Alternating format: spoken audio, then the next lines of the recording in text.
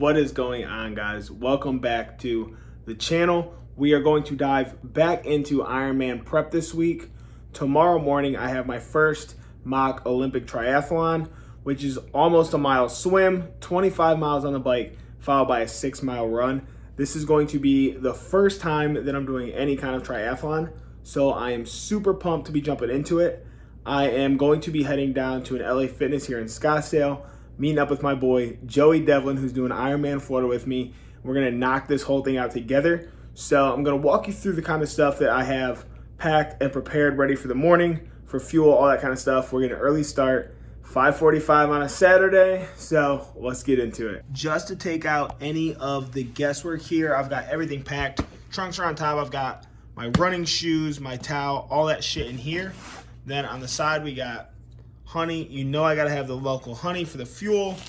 Got a field bar, which I'll probably eat either between the swim and the bike, or even on the bike maybe. And then obviously my heart rate strap.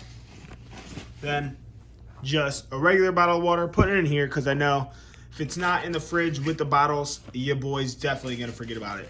All right, in the fridge, locked and loaded. Oh, by the way, sneak peek, well, the podcast probably already out, so I was gonna say sneak peek at the new podcast studio, but it's already out. Anyway, got one bottle for the bike, one scoop of G1M Sport.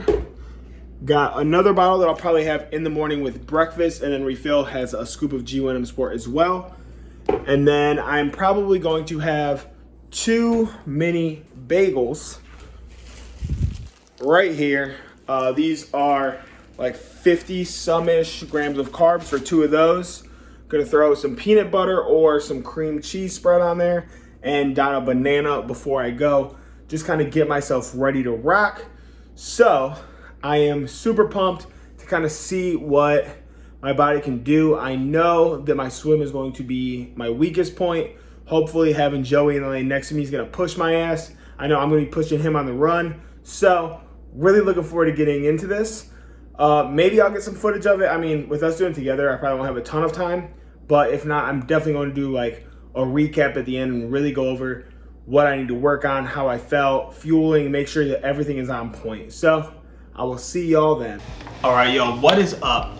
So we just completed my first ever Olympic triathlon, and there were some wins, there were some struggles, but overall, it was a great learning experience. It was definitely something that I needed to do. So I'm gonna pop up like my little Strava things here, but I'll just kind of go through. So for the swim, we actually ended up doing more distance than we needed to. It's a 1,700 yard.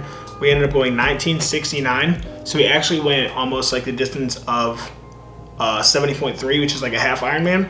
And that was about 36 minutes, 35:59, which is a 1:49 pace for 100 yards.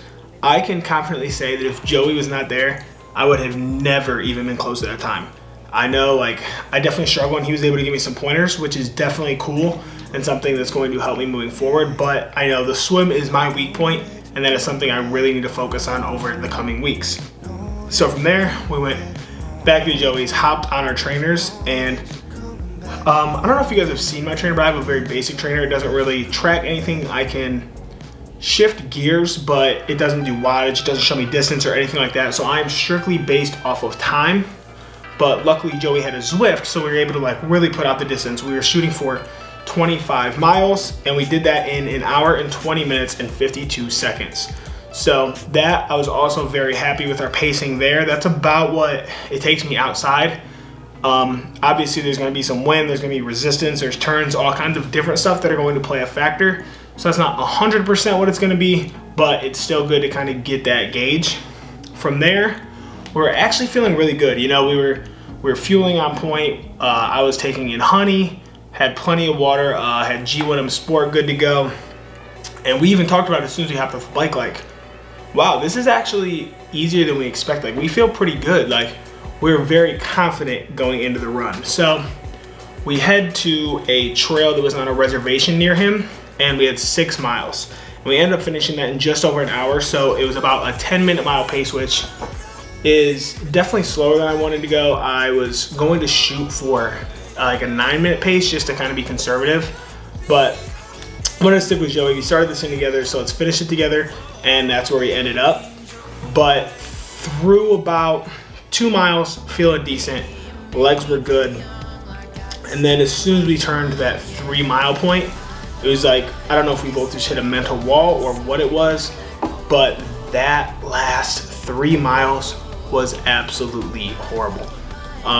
It definitely kind of reframed the way that we viewed even the Olympic distance. I mean, like I said, we were feeling really good going into the run, and that really fucking humbled us. Like, it was something that we weren't expecting, but you know, it is what it is. You win some, you lose some. We are still 6 months out from the official Ironman, so we have a lot of time to work on our weaknesses, a lot of time to really get ready and prepare ourselves. So that is exactly what we'll be doing. Overall, I am decently happy with my first undertaking.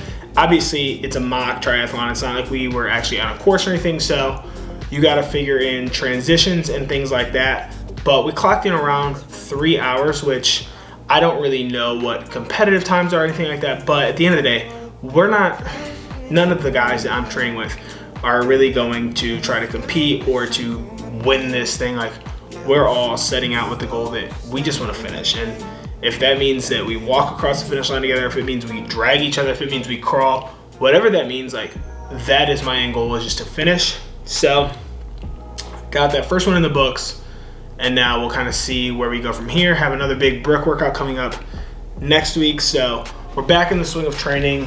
Arizona is treating me nicely. Definitely an adjustment. Got to get that run done way earlier than I would in Denver, just because that heat is just unbearable come midday. So kind of restructuring my training plan around getting the run knocked out first, prioritize that in the morning, get lifts in later in the day, still lifting 4 times a week, trying to hold as much strength and mass as possible.